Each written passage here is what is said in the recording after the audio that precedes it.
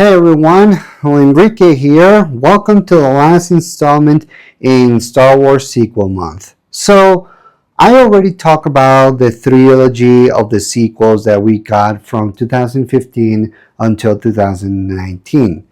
We all know the ups and downs, we all know the behind the scenes problems.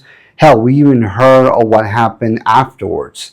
We are now living in a world where people are not fan of Star Wars, or at least they're not fan of Disney Star Wars.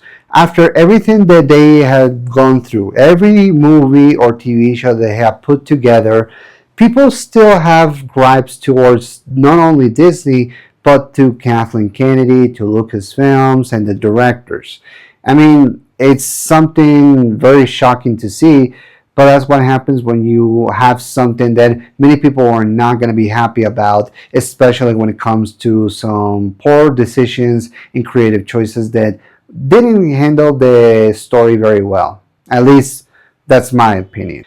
But there's something that we need to talk about, something that I always wanted to talk about, because now that the trilogy is over, the question remains, what could have been done? Like, was there a possibility for this franchise to redeem itself? Have somebody have gone back in time and probably do some rewrites about not only the trajectory of the trilogy, but also about the characters, the story, and maybe something for the long haul? It's hard to say. Honestly, this is something that a lot of people still to this day are trying to come and trying to realize or trying to rewrite their own history of what could have been. Like, what would have happened had certain things have happened. Although I should say this, I'm not only a huge fan of Walter Benesiak's transcription, I enjoy his videos about the what if scenarios. Like, what would have happened have Qui-Gon trained Anakin instead of Obi-Wan? What would have happened have Ahsoka Tano been in Revenge of the Sith? What would have happened have, say, Rey turned to the dark side? Or my favorite one, what would happen if Finn was the main lead in the Star Wars sequel trilogy? So, taking that into account and given the fact that there are no other sequels or about this particular trilogy, then I would say let's end this month trying to look back, or at the very least to trying to come up with some scenarios that I would have pictured have I been in charge. Like if I was Kathleen Kennedy or Ryan Johnson or even J.J. Abrams or any writer, like how would I have rewritten this story to fit in more into what fans expect, but trying to bring in something new. Now, I should say this is just ideas in my head. This is not something that I say I can do better. This is just mindsets that I have in my mind, scenarios that I wanted to play out because I felt like have they made those different decisions then maybe I wouldn't make this video. But we always have to play the game of what if, and I always like to play the game what if because we always look at what would have happened in an alternate dimension, and in an alternate dimension maybe the Star Wars sequel trilogy would have been beloved, maybe people would have made better decisions with it, but we can know for sure. So here's my attempt of saying, hey, this is what I would have done have I been in charge of all the movies. Now, before I get into the rewrite of this entire franchise, I think it's only fair that I set up a couple of rules so I can begin, because there are things that I want to make sure that they are set in stone. Number one, I can't use material from the expanded universe. That means I cannot use something like the World Between Worlds or the Clone Wars or the Clones, or I don't know, anything particularly from not only the games, from the novels, or even from the Clone Wars itself and Rebels, because that will require another movie to explain what it is, and they will require characters to say what they were. And given the fact that this is taking years after those events, then yeah, I don't think it's going to be working out for this one. There are only two exceptions that I'm going to make, and I'm going to get those as I'm going to explain what would have happened if I rewritten the stories. Number two, it isn't or it can't be about the original cast. What I mean is, I know a lot of people like Han, Leia, and Luke. Look, I love those people too. I love Luke's journey to be a Jedi. I love Han's cynicism. I love Leia's bravery. But the thing is, now that they're old, they need to pass the torch to the new generation. Because after all, stories are not limited to just one character or just a few characters.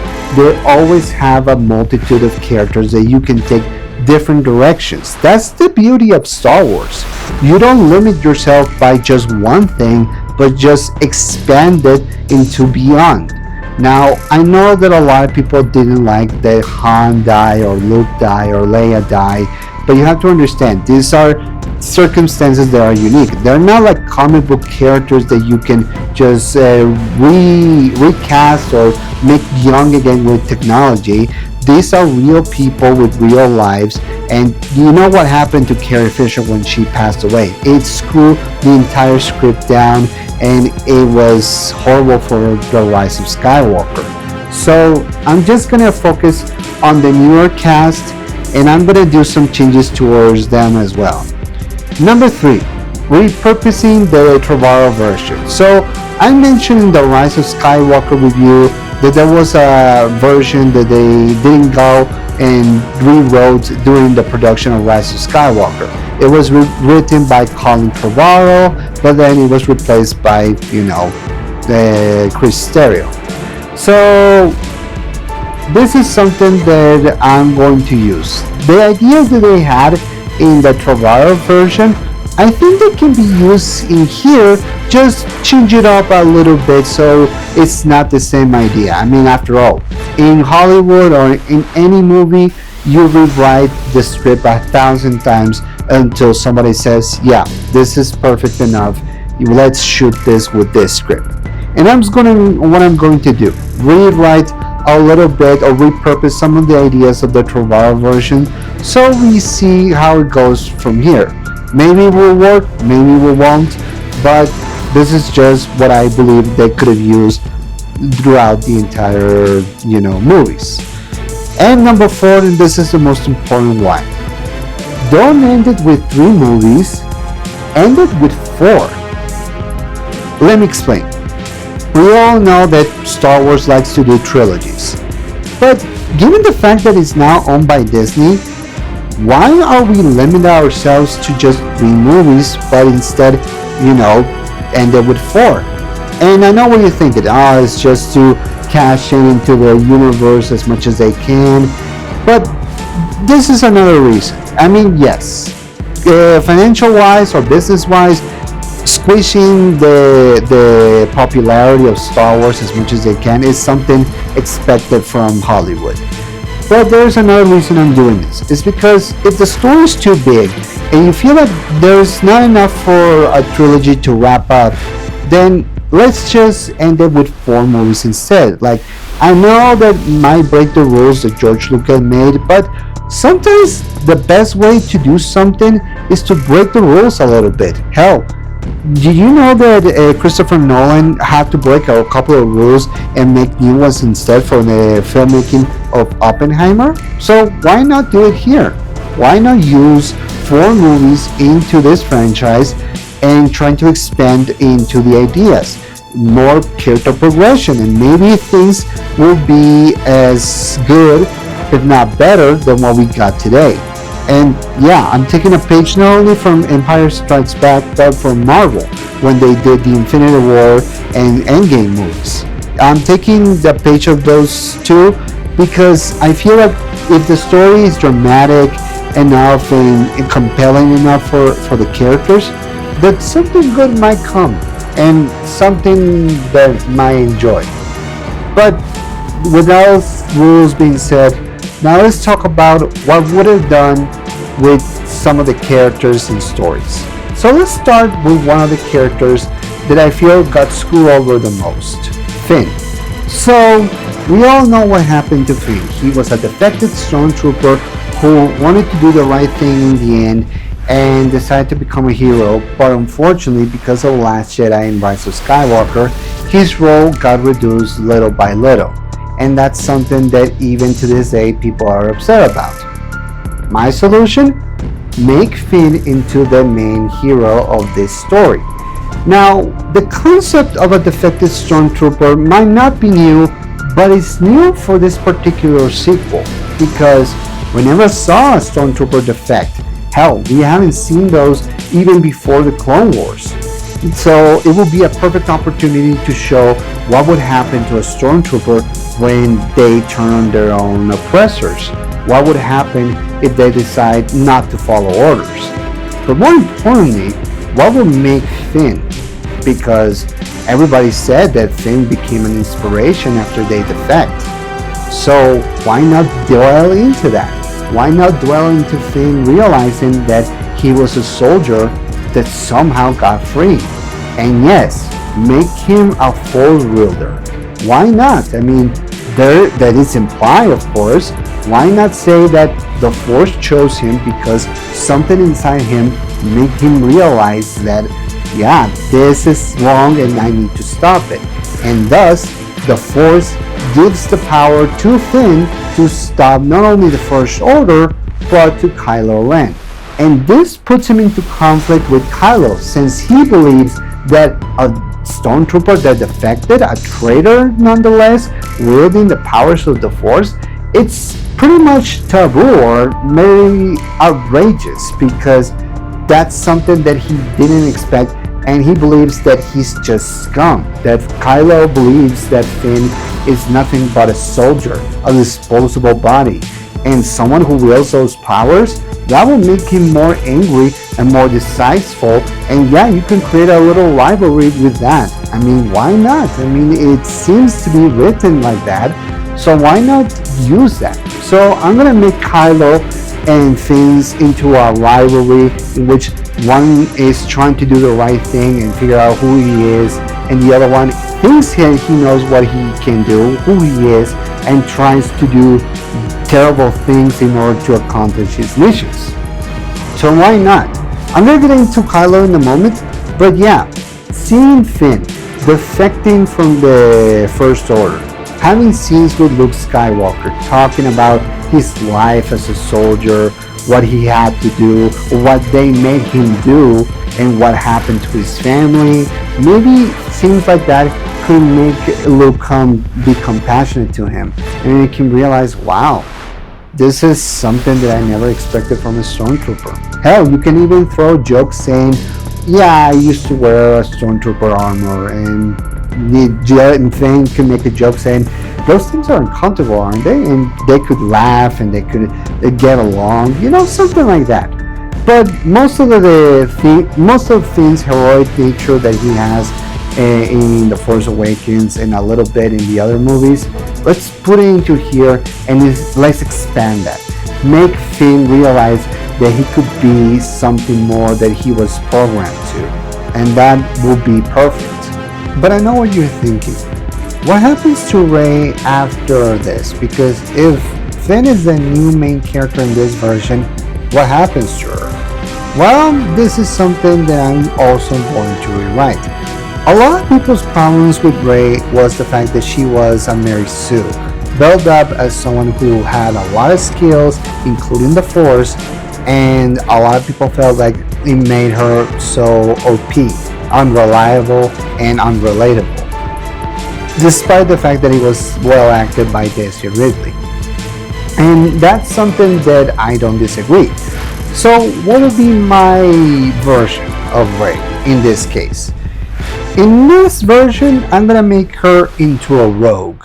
What do I mean by that? It means that she is going to war against Kylo Ren. Like, she does not let him out for any second. And the reason why is because I'm gonna rewrite some of the things that happened to her in The Force Awakens.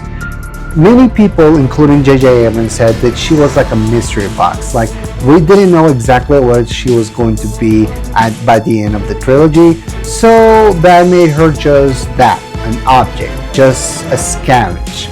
So in this version, I'm going to reveal her as a nobody. Like, her parents were drunk, her parents sold her out for money, they left Jakku, they left the planet, they left Rey, and that's something that Kylo Ren is going to use to make her realize that.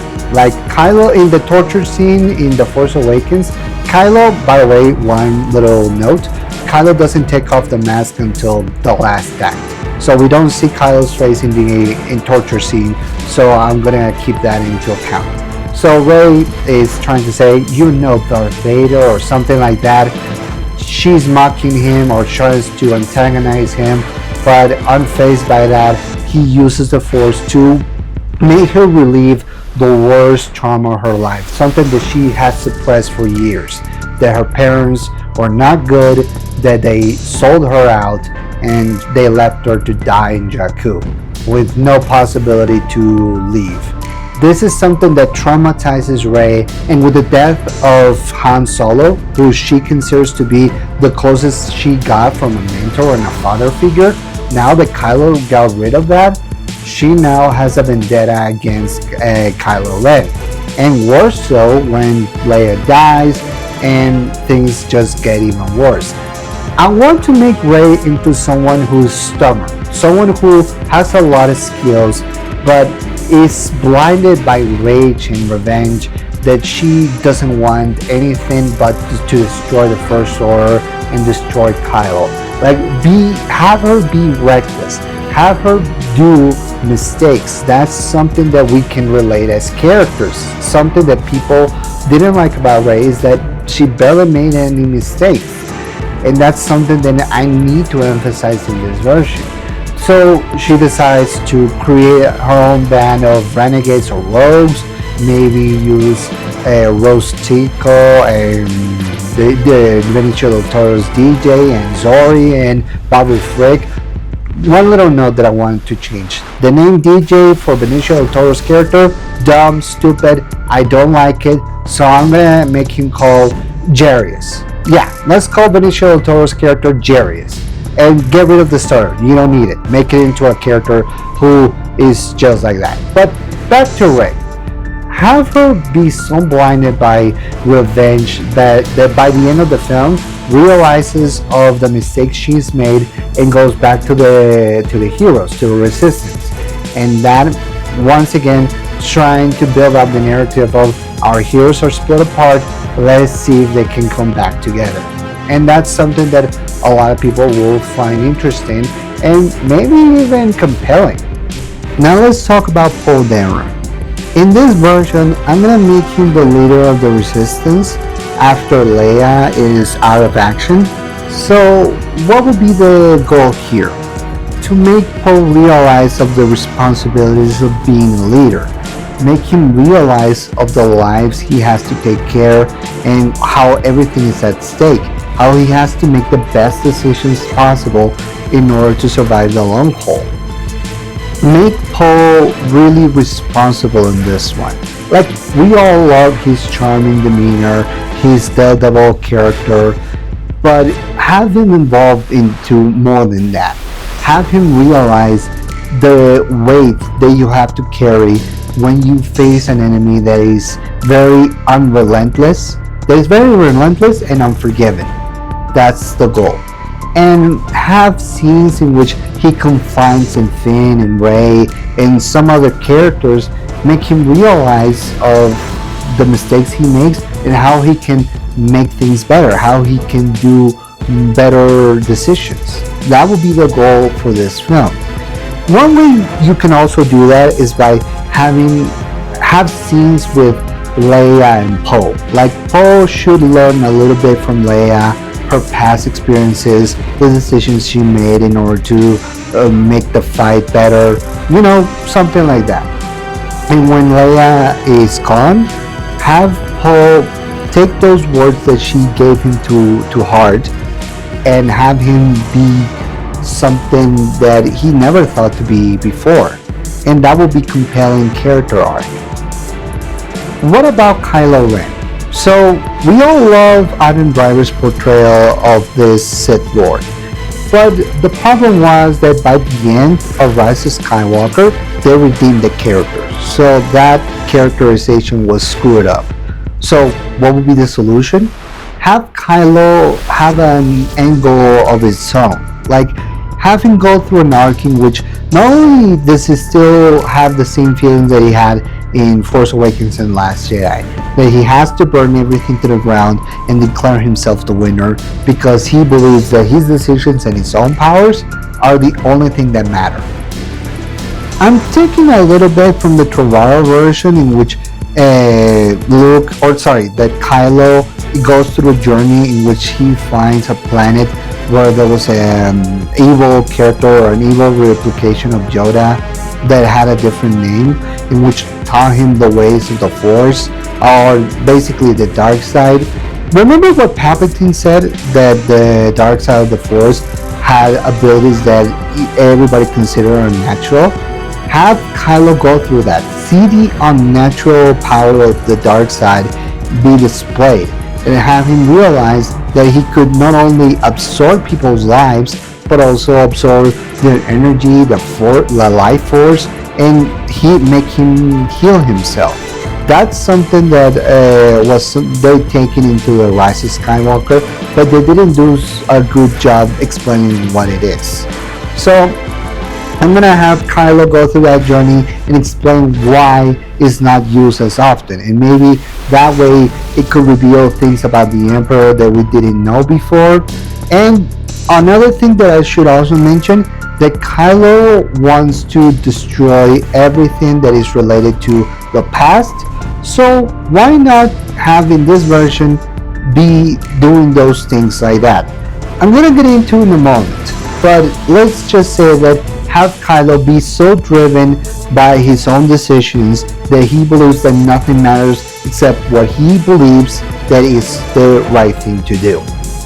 Now, speaking of Kylo Ren, let's talk about Starkiller Base. So in this version, I won't have the Starkiller Base be at the beginning of this franchise. Instead, I'm gonna have Starkiller Base at the end, and I'm gonna make a new name for it. So one of the big reasons why I didn't like the Starkiller Base in The Force Awakens is because it was an idea that was great, but it was got rid of too soon. Like, it was introduced very quickly and got rid of as well because they felt like they needed to do something similar to the original trilogy. But you don't need to have that Starkiller Base right now, but you can have it at the end, and I'm gonna explain where, so stay tuned. And without the Starkiller Base at the beginning of Force Awakens, that brings me to another point. The First Order should not rule the galaxy. There's something that I need to mention, but it's something that I feel like it just makes it into repetition mode, and I'm gonna make it a little bit different. Instead, I'm gonna take the page of the Clone Wars, but not entirely. I'm gonna have the First Order and the New Republic be on even ground. Like, there are some sectors of the First Order and there are some sectors of the New Republic. They're fighting for control, or they're fighting for order and supremacy of the galaxy. They're trying to be in equal sides, and that will be something that is worth exploring, because if you're going to make something about Star Wars, they should be on equal ground. The rivals should have some similar bases, at the very least some similar grounds in which they can fight on, and at the very least you can see the victories on one side and the other. At the very least, that's my opinion. Nothing that big, but at least without the Starkiller Base, it will force the First Order to be more ruthless or to be more aggressive. Which brings me to another point, and that is, of course, the Knights of Ren. So we don't know very much about the Knights of Ren or how they make Kylo into their own. So what would be my version of the Knights here? Make it into a cult. Make it into a cult of warriors that believe that the force should not be balanced.